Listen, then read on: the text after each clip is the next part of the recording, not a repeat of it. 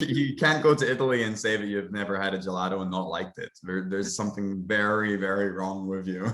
So Ross Tanner is our guest today. So honored to have you. Thank you for joining us, even though it's like bedtime for you where you're at. oh, thank you for having me.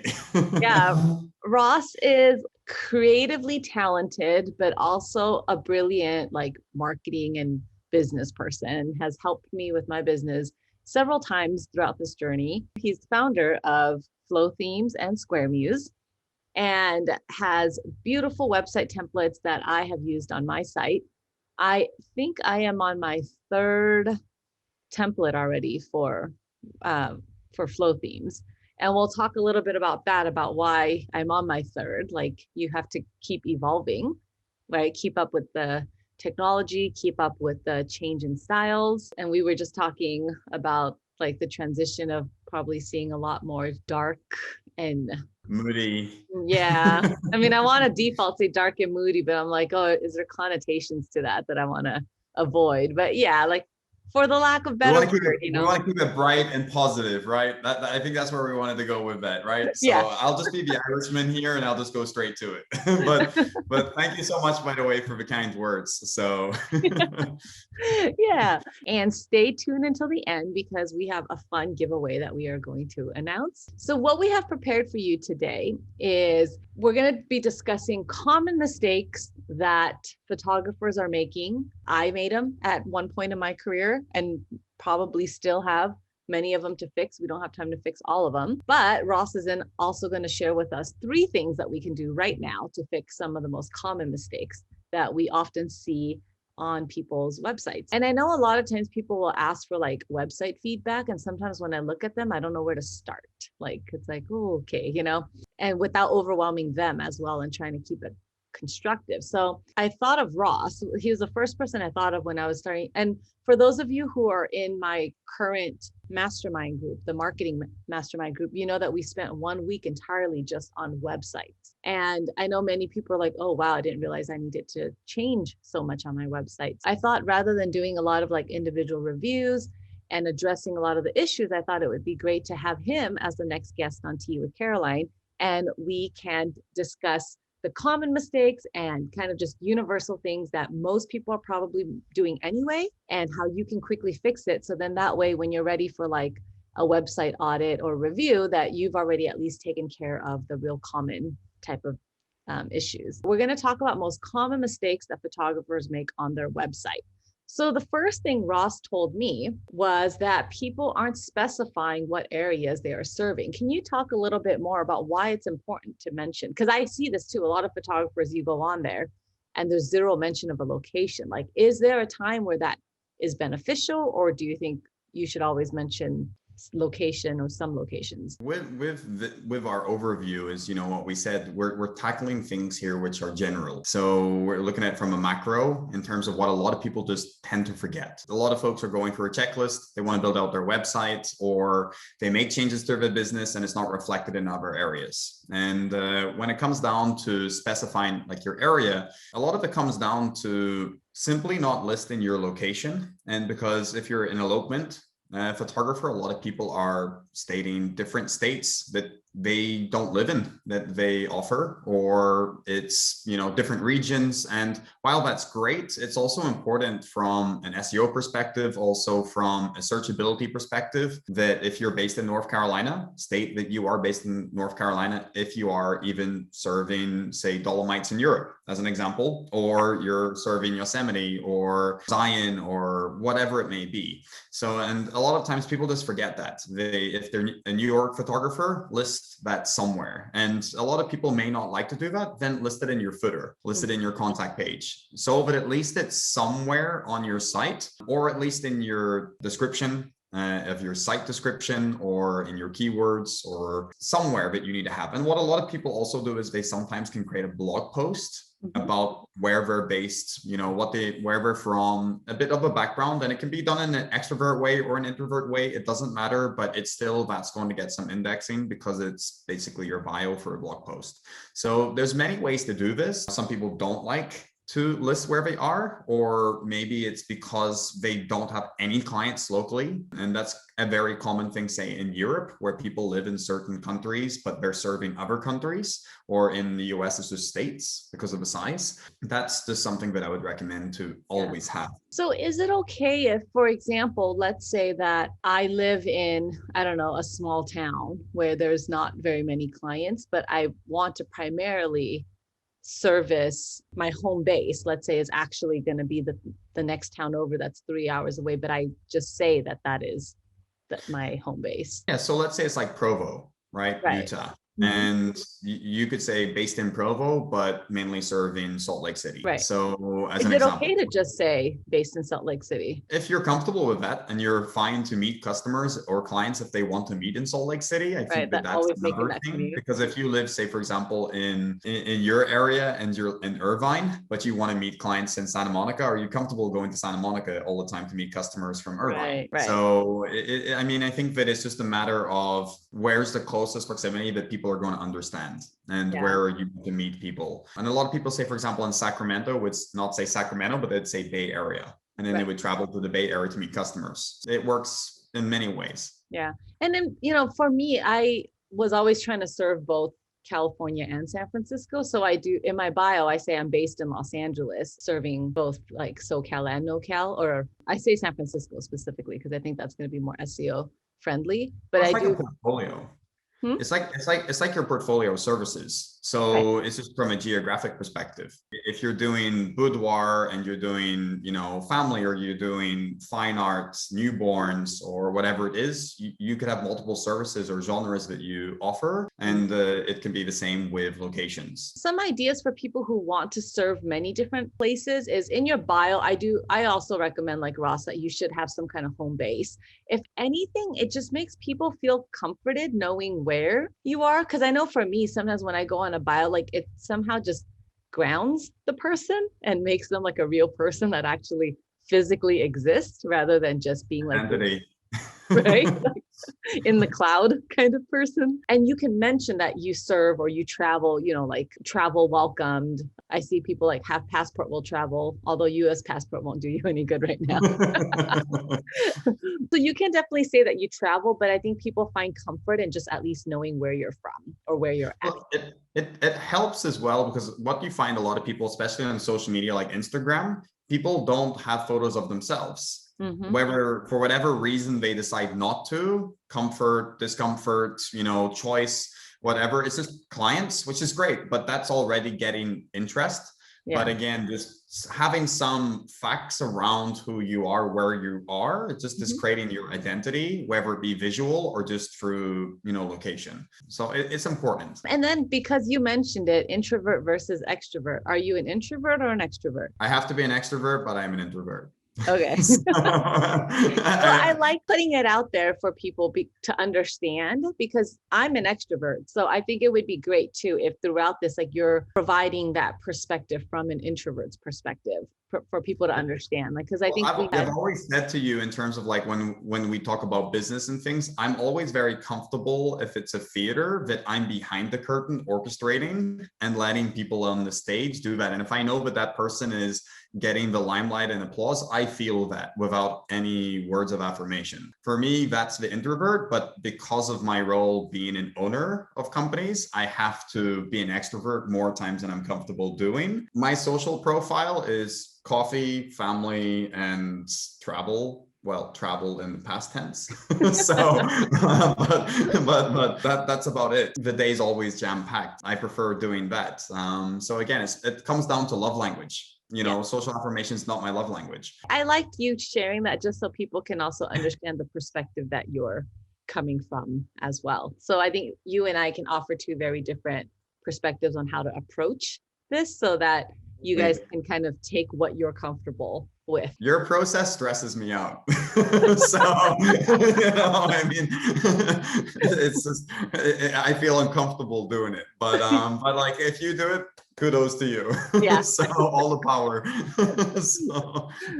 All right. So that takes me to my your second point, The second point he was telling me about was that most websites, people don't actually talk about what they do or what they offer. There's a generalization. If I'm a designer, I'm a designer. But what type of designer? If you're a programmer, what type of programmer? If you are a photographer, what type of photographer? And a lot of people just end up saying that you are a photographer based in X, serving X, and that's it. And then it just goes straight to work. And then it could be 8 different categories of work, 4 different options. It's hard to decipher a lot of times what you're doing. And so because of that, that's why when you're able to actually home in what you're doing, and you have 2 ways to use your homepage. You can either 3 ways, I guess. One would be the extrovert way, where it's about you and what you're providing because people want to invest into that relationship with you.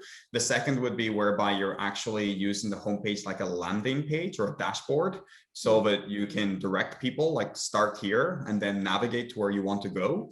And that could be explaining what you do, why you do, and of course you set prioritization as to what you predominantly want to be known for. And then you do offer this, but you don't want to do that. So if you're a designer and you don't want to do business cards, don't promote business cards. If you want to do interactive, like web and different app designs and so forth. But then, the other is like best of portfolio, because you know that you do 1 or 2 things and you just want to focus on that. Explain what you do is no different than showing visually. It's the same as voice, which is probably going to be the next search, moving forward.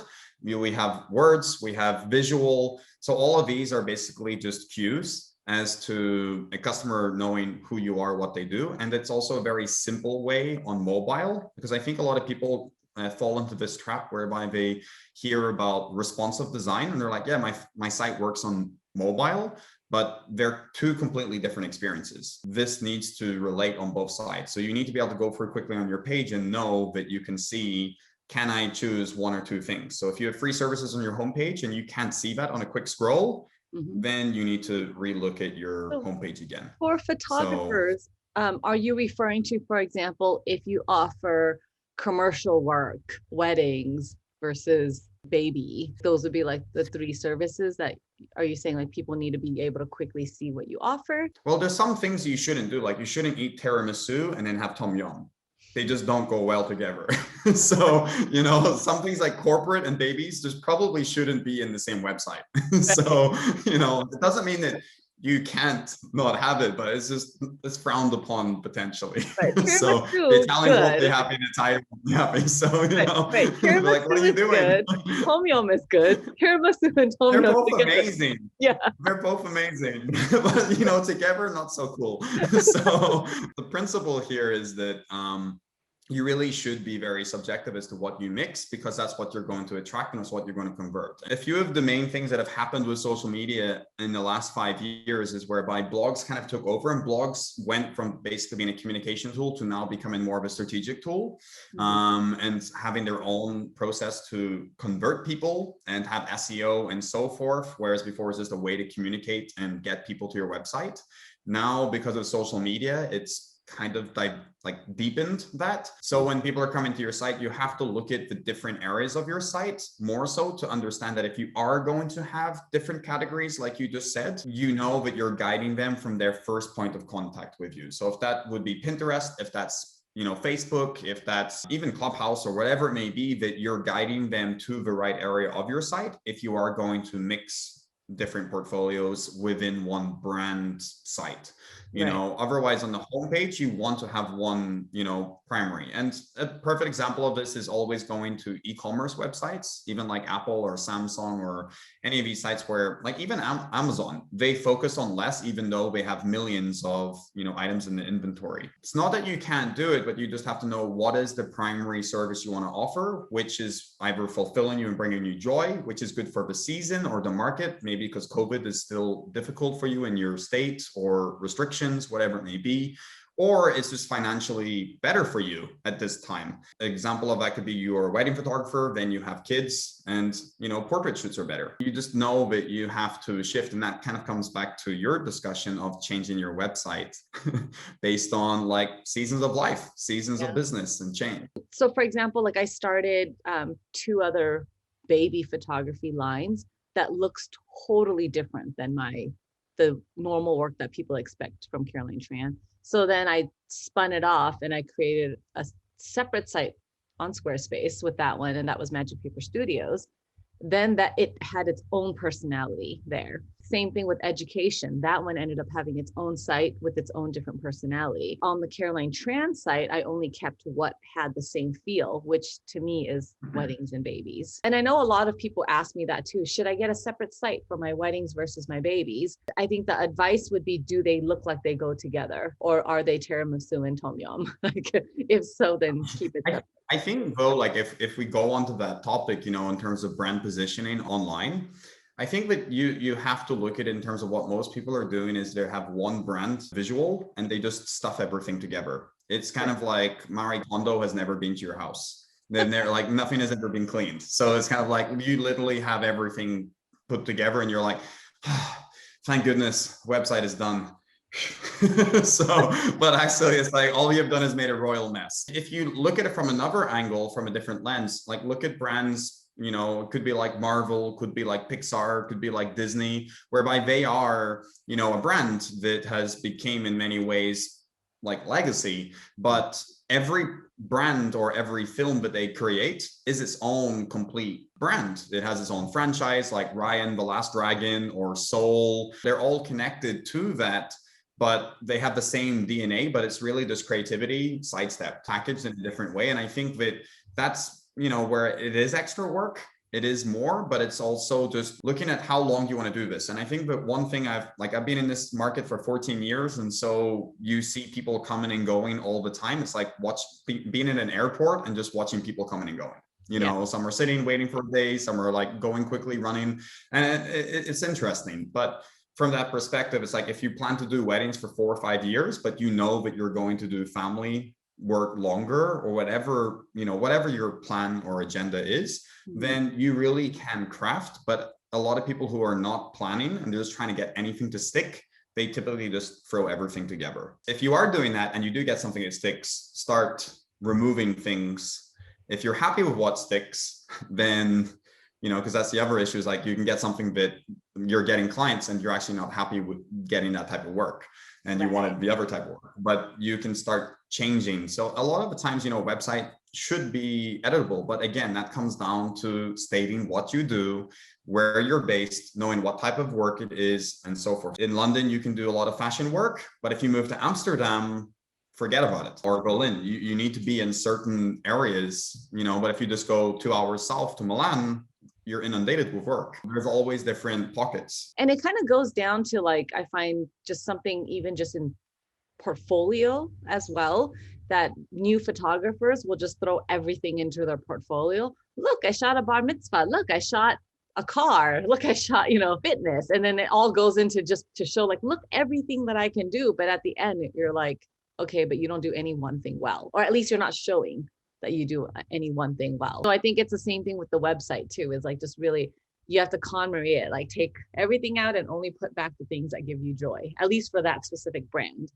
It's like an employee to an employer, is that a lot of people want to impress, so they come into an employer and they tell them all the good things that they do. But if the good things that they do are not really that good, then there's nothing else to share. So in many ways, you know, you need the basics and you need to like understand what you can do, which is much better. It's all encompassed and it just takes time. It just takes experience. I love what you've been saying. You're talking about like, you know, how to attract the right clients, right? Making sure that when they see your website, it is the right clients that are going to want to book you and not confuse them on what you actually offer.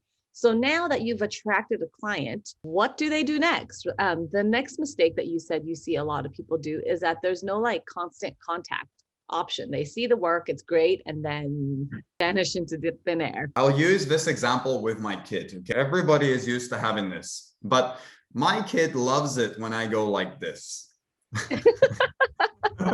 So my kid is free, just turned 4. So you know, basically the whole point is that he finds it funny that I can't see him. The point is when you go for your site, contact on a brochure website or portfolio site is the end goal. The end goal of coming from social media or anything to your website is to contact you. If you don't have that visibility and you can't see that person or that way to connect, you're potentially missing opportunity. You can look and see that your traffic is improving, your keyword results are doing good, but at the end of the day, the amount of inquiries are important and the rest is just sales. You need to make sure that there's always a way to connect. And so a lot of people are like, oh, I see burger menus. These are these free lines where you click and everything zooms out and things, and that's great. But if your customers are not connecting with you and you're not getting enough inquiries, make it simple. Design and functionality have to find,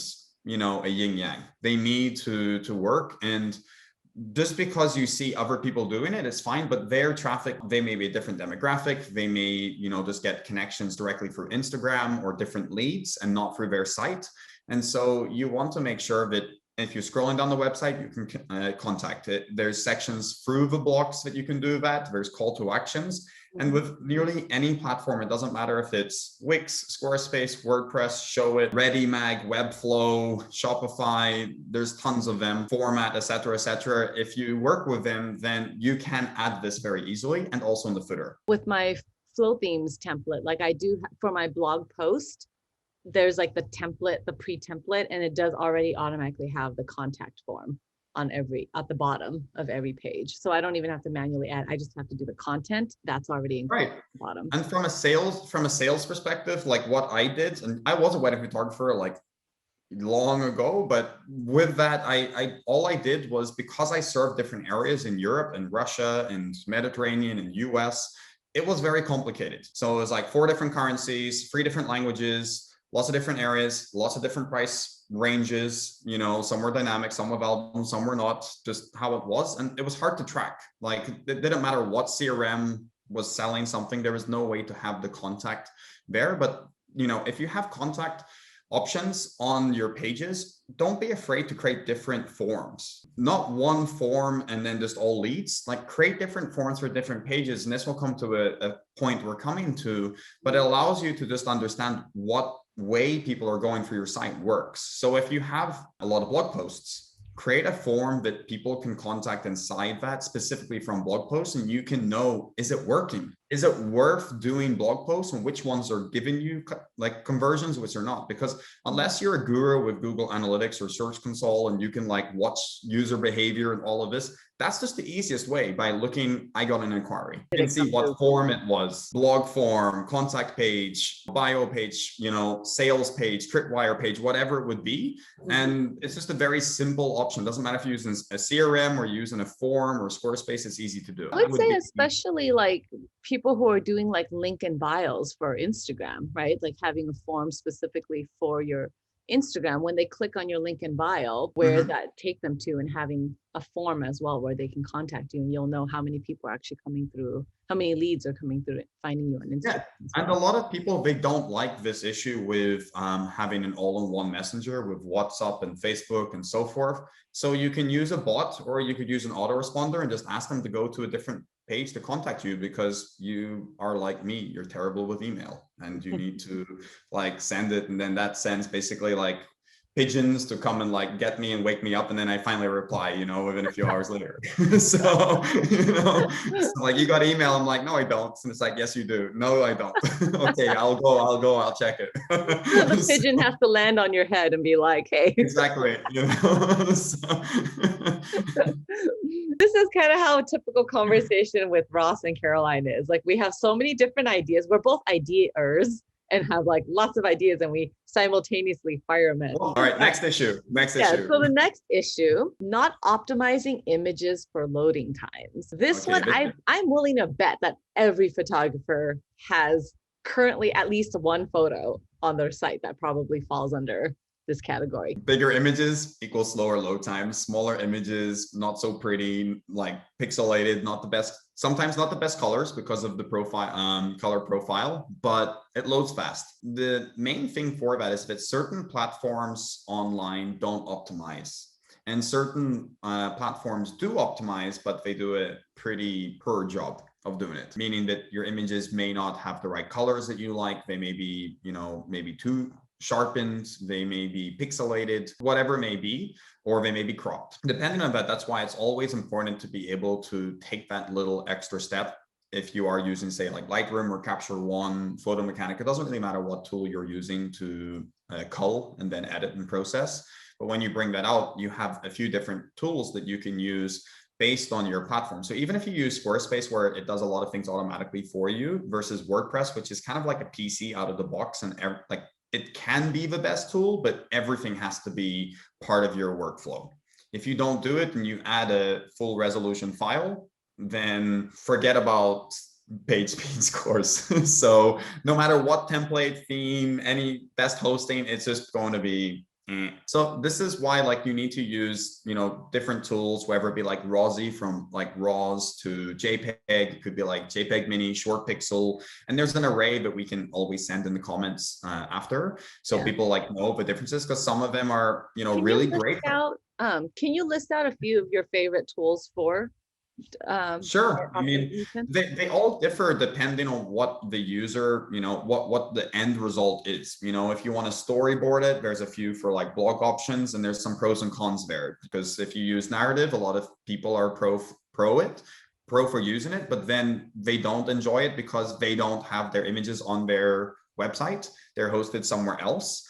But if you use something like Blogstomp, it has other benefits, but it's integrated inside, say, your WordPress option, or it's stored on other areas. And just depending on that, it comes down to, do you like that business? Do you like the tool? Do you like this? But the rest of them, a lot of image resizers or compressors, they do good, but some of them do have some pretty good SEO options as well, like where you can do alt tags and things like this, which actually come down really good if you actually care about things like Pinterest, whereby if you make a blog post, you put your images or galleries, people share it, and it's almost like a rich pin already. Because one of the key...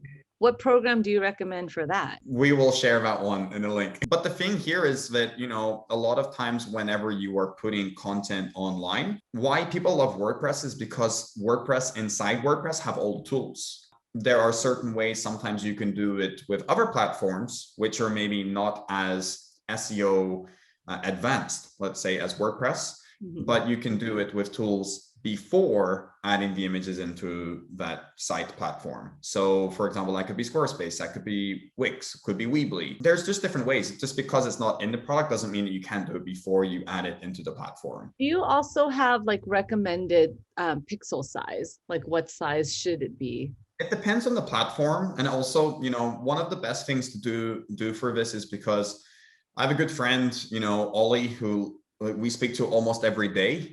He's in Australia, and the internet in Australia is pretty slow. There's always a battle with, he loves animation, he loves, crazy design, but it's hard for the Australian internet to load it. If you're in other markets, you may have like a user base that only are coming to you through mobile. And so you don't need to have larger images, but then you may be targeting, say, creative clients, say, for example, what I did in the Bay Area, and they're all using like 27, 34, 40-inch displays and things like this. And because of that, I had to, but it also meant that because of that, I knew that. And at the end, you have to know your client, or you have to know what type of client it is. And it doesn't mean you have to go into some deep research study where you have to like name that they go to Nordstrom and shop at Free People and they like to have $7 coffees with matcha after blah, blah, blah. Like, you can do that if you want, but it's mainly just looking at your traffic, and you can do this through Facebook, the analytics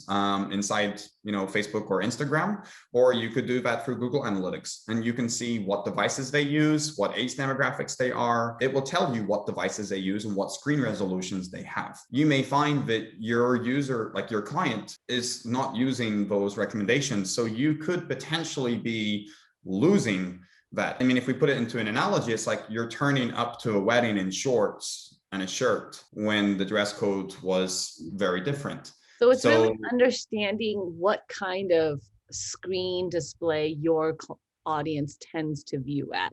If Correct. They tend to be the type that views it on these giant, whatever the most up-to-date ones, or are they mostly mobile? With that, then it helps you understand, because most website platforms now are also taking a larger image and they make it into different sizes for different devices. So it just helps you to know when you're preparing images for the web, what to do. And it's just, again, it's like you should look at like a workflow, the same as an ingredients, get an ingredient list. which are all your images, and then making a recipe to cook. Is there any number we can give photographers though? Like, let's say a US based photographer, like average photographer. Typically like 2400 pixels wide is about right for most devices, 13-inch, MacBooks, which is what most people are using, 14-inch displays, because not so many people are using 16 yet. That is suffice for most galleries or for full screen. Blog posts, typically, 1400, 1500,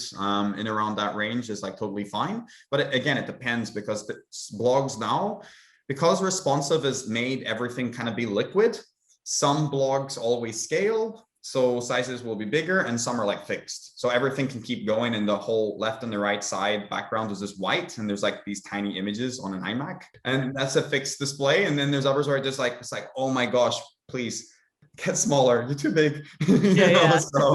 So it just depends. No, but that's helpful, because I imagine it's kind of like, if you think about the bell curve, right? Like, yes, you're going to have the 1%ers who are always using the most giant and newest thing, and you'll always have the 1%ers who are still using like ancient, but majority of people probably fall under this. Well, you just have to understand that's where you can also then see for different forms, or depending on studio managers, what were they using in the form. And some, like WordPress, for example, you can in the form see what their inquiry was. They did it on a mobile, they did it from this location, they did it at this time. And just because I'm a product designer, I look at data. And so I'm always looking for patterns and trends, because that helps me. If I'm seeing that I'm getting more inquiries at 10 o'clock at night and different things like this, then I'm going to post in the evening, because that's when my clients, at least, are active, because after work, after whatever reason, and so forth. So you can learn a lot through past clients, even if they don't book you. It just gives you that little insight. No, that's a great point, because that at least gives you an idea of like what most people who are sending an inquiry form to you are using. How does it work with an integrated PicTime site onto WordPress website? If images on PicTime are high res, are they high res also in website? Or do you advise to upload website images into WordPress instead of using linked images from PicTime? If you're using PicTime, PicTime is its own platform. The website is the website, and PicTime is just kind of like bringing this and making it visible inside. So it's the same as Instagram. Why a lot of SEO folks don't recommend Instagram feeds is because you can't optimize Instagram images pulled from Instagram into your website. It's not that they don't like the functionality and it's not cool. It's just that they can't optimize it. So if PicTime or any integration like that, you can't optimize it. It's the same with any iframe, which is like a contact form, or anything that you kind of pull externally into your website. You just can't optimize that. And unless it's a necessary requirement to have on your site, you just can't create that inside your website, and it's the only way to get it, then it's better to make it internally and do. So for example, better for SEO too, right? Because when they do an image search, then it's giving you like credit to your website. Well, and that's one thing, but the thing is that those images are not really being engaged with. So like blog posts and galleries are going to have higher ranking. And sure, you can have that, but it's mainly just about page speed. And it's about loading the site and so forth. So for example, on a WordPress website with a standard hosting provider, not doing the most expensive, option, that could add like 1.2, 1.4 seconds to your homepage loading. So if you're listening to these, podcasts and education, it says you have like 2 seconds to like get someone's attention, do the math. I mean, I just look at it like a 2-second customer is not my customer. I want them to be a 5-minute customer because I spend more time with them and I want them to invest. But again, it's like a card shuffle. On Instagram, it's if you're not doing SEO and you're not generating leads through that, and if PicTime is an important aspect for you to get delivery and networks, then integrate it. Maybe just think where to do it. Don't put it on a homepage. Don't put it on the main page, because especially with web right now, you need this sort of hybrid. You need performance, but you also need beauty, and they don't work together. Muscle and beauty they don't merge. Monster truck, Ferrari, they sit on top of one another like that, but they don't blend. So like with that, the homepage needs to be performance, but also needs to have some element of beauty, or it needs to be about beauty, but knowing that there's other areas of the site that are performance orientated and geared, like the blog or SEO pages or things like that, but the homepage is about impression. So again, you just have to choose what is your approach. How are you doing things online? And there's no right or wrong because they all work and they're all completely subjective. That's why like a lot of the feedback we're giving, Caroline, the feedback is more general, it's more technical issues, because anything that comes into brand or content or copywriting, it's very subjective. That's how it is. Yeah, thank you. Okay, so the last common mistake that we see, and then before we're going to get into the 3 things that you have to do today, people who have dead bios or no testimonials. If you're like me and you're an introvert and you really struggle to talk about yourself, and especially when it comes to like what do you present, a lot of the times, you know, the bios are not, they're not like ice cream. You know, you don't get excited about it. You know, you get excited about the work, but everything else is very understated. Many ways, you know, an introvert can be an extrovert because of the praise and the social awareness provided by their clients or by peers. Testimonials are an introvert's best friend. You'll always have a Caroline in your corner who can say things that you can't even imagine in your brain. Say words and like be flamboyant and whimsical and poetic and all of these things that are just like amazing. Your brain doesn't think that way because you see your work differently. So what we typically see with like beautiful websites is you see a beautiful website with beautiful work, and then there's no character from the creator because they're an introvert. They can easily change that by not through awards, because, you know, that's one way to do it, but it's like, what do people say about you? So at my company, while I'm happy to lead in different things, a lot of people ask, who am I? Because I don't have, you know, a bio and different things, but I have a document that I share with new people that join our company that are basically what people that work directly with me say about me. They have pros and cons, and they're very accurate. Like I look at that, I'm like, yes, I know I'm guilty here. I know that I can do that good and so forth. But that basically answers everything.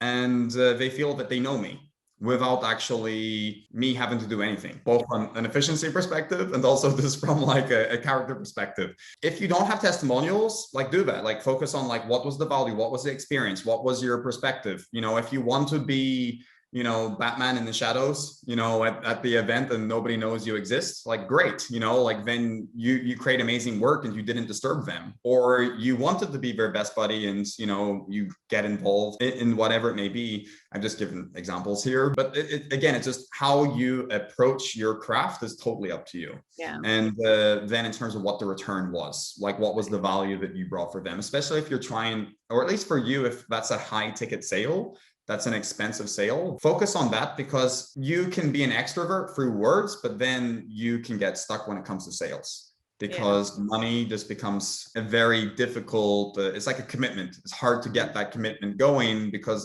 it's scary. So testimonials are really good to have near the call to actions, because always. Usually it's like that social proof, you know, somebody else saying like, oh yeah, this person rocks too, then it's or at the top of the blog post. First thing at the blog post. At the end of the day, like if they're getting their client delivery, you're giving them everything, they're happy. And if this blog post is for your marketing, it's not their first preview, then it's for your marketing. It's not necessarily for their first sneak preview. So you can change the order of content around. It's kind of like you're selling a course, you want people to buy it. So you put the call to action at the top, and then at the bottom, and then you got the body. I think that works. Written, short format, long format, video options, social options, all of them will work. I want to jump ahead for the sake of time. He did have a 6-point, but I think this is pretty obvious. It's dead links. Like a lot of times people don't update the links. Like everything. So making sure those links don't just go to nothing, right? Because I think that kind of kills the user experience. Let's talk about things you can do to improve your site today. 3 actionable items. I had him share 3 actionable items that you'll be able to walk away with and start on your website and make it better. I love this tip because it is really overwhelming to think that you're going to have to overhaul your entire website. Go through your Google Analytics and find out which pages people are visiting most. Pick your most trafficked one and improve that. So can you give an idea of like, once they identified their most visited site, what should they do? Because of COVID, people have had so much movement. Everything has like changed. Doing analytics right now is actually really important because data it's all new data. Some friends have said to me like America has become like a ping pong table that just kind of like tilts to the east and south and everything just goes down that way. So like people just moving all over to like Texas and Florida and so forth. Like I'm not American, so I don't know in terms of how it is. There's a lot of people moving around right now. So looking at your analytics and seeing if, say, for example, you're in Los Angeles, are a lot of people like leaving LA area? And is that your customer base? Are they moving to different areas and so forth? So that's part one, because it may mean that you have to first think of changing your keywords and your areas you serve. If you're comfortable with serving other markets and where that will be, it's still there because people are still traveling, but in state, like in the country more so. Then in terms of like when you identify that and where people are coming and viewing, if it has changed and inquiries have changed and the type of inquiries have changed, then you can go to Google Analytics and it's a quick Google search, like how do I find user behavior, like what pages people visit on Google Analytics. And it will show you a tutorial with the latest version because they're constantly changing some of the experience. You can understand what pages they do and you can see user behavior. Like they go to the home page and there's like a flow, like a line, and it shows you the different pages, which ones are most popular until they get to contact. Mm-hmm. That's kind of what you look for. It could be a blog post, it could be about page, it could be a gallery, etc. Once you know that, then you can visit those pages and try to understand, are they coming on mobile? Are they coming on desktop? And how easy is it to click? How easy is it to see what you do? So for example, if you're in Florida and you can still do like 200-person weddings, if you still can do weddings like back in the day, then, essentially nothing has changed. But if you are in an area like New York, for example, whereby you really can't do much, if anything, then you may have to adapt to the type of images and options that you have to serve that, unless if you're showing something pre-COVID and there's no certainty for your state or your country or region, say, for example, like Europe still in lockdown, you're kind of like a travel agent booking for like next year or the year after. So if that's your objective, great. But again, that's what I would suggest you change. That's what, I do, because all the things we've just mentioned at the beginning, now you can implement those through that one step. I mean, I think that's wonderful advice because like I mentioned, you're going to be really overwhelmed if you try to overhaul your entire website all at once. So start with the most no template is going to help you. No template, no designer is trained to do that. So you're still going to fail. You could have the most beautiful thing and it may like be better than what you currently have visually, aesthetically, and through content, but it's not going to be strategic. And for most people, they need a strategic point, like direction, because everything's changed so much. Okay, so then that brings me to the second point that you had suggested people is to make sure that there are easy contact options for both mobile options and like social options. How would they go ahead and improve their contact or make it easier for people to contact them? There are two options here. One is when people come to your website, you want them to stay on your website. You don't want them to really like leave. It's kind of like you are the store and people come in and they browse and then they leave. That's not what you want to happen. If social media is there, you bring them in. You may have a social media section, but keep it conservative. It's out of the way. It's there if people buy or they connect, then they can re-engage. But once they're in, if your website is not more than social media, then there's a problem. A lot of times we see the opposite. We see that people are like loading everything with social media. All that's doing is basically trying to have a good conversation and getting distracted all the time. Or like coffee with the phone, just, like turn the phone over, if you know what I mean. So you just want to make sure that you're going for your pages. And if you see that there's distractions, remove the clutter. Just keep it focused and consistent, like make it easier, specifically because everyone's been at home for so long.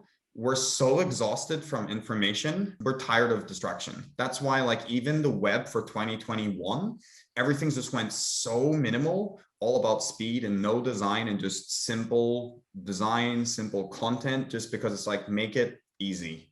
And it's not to try to make people's lives easier. It's just there's too much in a day because all people are doing is streaming, watching, socializing, news. That's just everyone's life now. That would be one. Contact.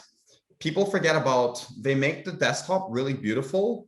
And what the problem with most platforms especially with like Squarespace and some others, is that you can't customize mobile. You have to choose some desktop blocks that have mobile call to actions. So if you're using like Squarespace 7.1, create those. If it's a WordPress option, you can do that. If it's something else, which is drag and drop, like Show It or Weebly or Wix, ReadyMac, you can do that as well. Mobile it's not even like check to see if it's more than 50%. It's for 90% of people, it's more, especially now because of social media and people are on their phone, different things all the time. So you want to make sure that you can access a contact easily. But what most people have, again, is they have this like menu, which is like hidden. They have to click expand, then find the contact, which is not like highlighted, then click contact, it loads. And then finally you have to scroll down the page to get the form. Mm-hmm. So if it's not easy, you need to simplify the contact page. And for some people, that's a few different ways. You have to create 2 contact pages. So one designed for desktop, one for mobile. And for some folks, it just means like making it like less scrolling so that you're making it easy on mobile. What I love about my WordPress site with flow themes is that I can, it's almost like making a separate mobile site, like in the flex blocks, especially where I could just click on. So I designed the desktop version first, then I can click on the mobile version and it shows me what it automatically created.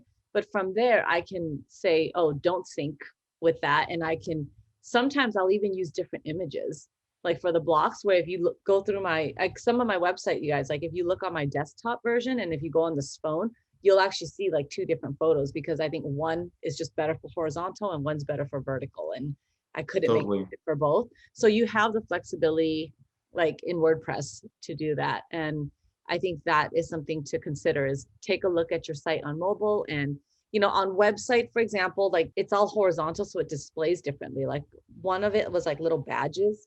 I had like badges going across, and it's great on desktop, but on mobile, you're now scrolling forever through these badges, right? So it's like, how do you change that? So 2 different experiences. What do you think is the best call to action to have? Messenger link, call now, promotional offer, landing, capture more info page? I tried email, but once a hacker got a hold of it and I had more problems and wasted time trying to fix my contact page. It depends on how available you are. If you get a lot of inquiries and you need to filter because you don't put your prices online and you need to curate your customers before you have a call, Messenger is great because you can easily go through that process and then you can leave them in to schedule a call and go forward. If you want a personal experience whereby it's just you want to have chats and communication, then you send them Calendly or you just schedule it manually or whatever it may be, because it's just like live, like a instant messenger, then do that. If you want cold calls, and for me that would not work because of family and things like this, but if you're like, I wake up and until I sleep I'm available, just get a call. The only thing with a call is that you need to know like how you're taking details, what the information is, and you also never know how they found you. You never know any of the information. In terms of different areas, it's like asking what's the right point of contact doesn't really matter. It's like, do you want Bitcoin? Do you want euro? Do you want pounds? Do you want dollar? Do you want this? It's like, I'll take any currency if it comes to the end result. But I do want to know what channel you came to. So I'm more interested in that than I am like what means they connect with me, because of different options. Because sometimes a call is going to seal the deal and sometimes it's just not going to work, because you can prolong the conversion or the option by asking for a call rather than actually just doing messages back and forth. And they're like, great, because they're busy, they're doing things, whatever it may be. With that, having those different contact forms or different ways, and if you know that they're coming to a different area, then it works. I would suggest that you structure it for that and give people an option. That's wonderful advice, because you're right. Like there's not one answer, one size fit all answer, because everyone has different lifestyles. Someone might have someone available to answer the call, like, during all business hours, and some people it also sets a different expectation, because if you're always going to have a call, you're always going to be, that client relationship is always going to be on the call. You want to set the bar here and then you want to go above. So if you get the message, you make the call. So you create those indicators that say like, what's your preferred way to connect? Would you love a call? Yes, I call you. That's it. It could be, for example, what's their favorite gifts, what's their favorite foods. And the first thing I would do if they're like interested and they're on like the second date, whereby it's like you're going through it. I know what they like, and I would have their address and their details. I'll send them like coffee if that's what they like, or I'll send them a bottle of like rosé or something. It'll cost me $20, but if I make an $8,000 sale, that's a very small ROI. It's a very small investment to get a good ROI. That's how I would look at it, rather than just like what channel. And I think it's also good to have a couple options too, because you might have the client who prefers phone calls, the ones who prefers email. Like you said, like what's your preferred method of contact? Well, in Europe, we have WhatsApp, Viber, Signal, Telegram, Marco Polo, iMessage. And that's just instant chat, and then you got like Adno Classic, you've got Contacty, you've got like Facebook, and I mean, there's just too many. The third advice that you gave is something you kind of already addressed, so I'm just going to go over it quickly for the sake of time, because I know we're hitting our hour mark right now. But you said address the process that's relevant to current times, and this is what Ross was mentioning earlier, is just about how has your market or your industry changed since COVID and the pandemic, and do you need to update the stuff that's on your website that discusses these things so that it's still relevant and looks relevant. If you service Hawaii, don't show Hawaii if you can't travel to Hawaii. Right. Yeah, exactly. And same thing, if you're not open for large weddings yet, then, don't show those large weddings yet. Unless you want to book, unless you say that you're booking them, hopefully, fingers crossed, in the future. Yeah, for 2022. Thank you all for tuning in. This was Tea with Caroline and Ross. If you want to find out about when, especially those of you who are catching this on recording or on YouTube, if you want to be able to catch us live for the next Tea with Caroline, you can get an invitation at carolinetraneducation.com/tea. And I send out an invite the morning of each time I do one of these live events. Ross is going to be giving out some goodies for you guys, so I'll let him share. I'll let him share his stuff. So what we'll do is we'll be giving away a free template with full setup. And a template is really just a starting place. And, it became pretty popular right now, but it's really just a starting option for you to, structure. And we will then be giving like a consultation on terms of how to do exactly what we've just shared for the last hour, plus tiramisu and tom yum and everything else. And being able to, guide you in terms of how you can create what we call in design like a content architecture that you can really navigate and guide the client into whatever way you want to connect with them. So whether it be for services, could be for region, for the type of work you do, or just, you want to create more conversion. That's what the giveaway will be. It's a pretty awesome package. It's kind of like all the behind the scenes to the creative work. This is the foundation. And this is kind of the process that I went through with Ross for my current website as well, for those of you who are curious. So it's going to be something similar where on the new template, and then they help consult you on how you need to get everything you need onto this new template up and running and representing a elevated new brand of yours. Thank you so much, Ross. Such an honor to have you join us in our group today. We hope to have you back again, because I know we really just scratched the surface, right? And I know some of the other stuff that Ross speaks really well about is branding as well. So we can maybe even go more into that type of stuff down the line. So on behalf of the Arlo Caroline Tran education community, we'd like to thank you for joining us today. Thank you for sharing your night with us. Thank you for staying past your bedtime to be. Don't worry. Thank you. All right. So bye, you guys. Have a good rest of your day. And thank you. Keep an eye out for my email and my Instagram post about how to enter for the giveaways.